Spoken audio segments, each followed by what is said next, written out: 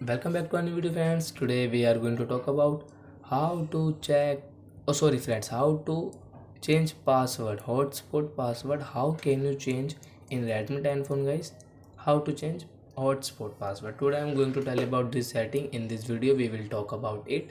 So before starting video, friends, I want to tell you, if you're new in my channel and you are watching my video first time, so first of all, guys, go and subscribe my channel, click the bell icon, and do you like my videos, so please like and share. So now let's start video, friend. First of all, open your setting app.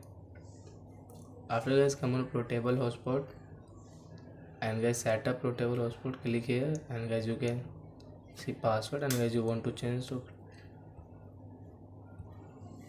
guys you can see at least 4 characters, so you will have to dial 8 number and 8 digits. So guys, guys, 1 2 3 4 5 6 7 8.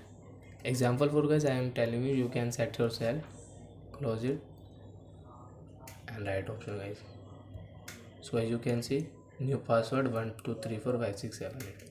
So I think, friends, you have understood how to change hotspot password in Redmi 10 phone. So that's it, guys. Thank you for watching my video, guys. Now we will meet on next video with new topic.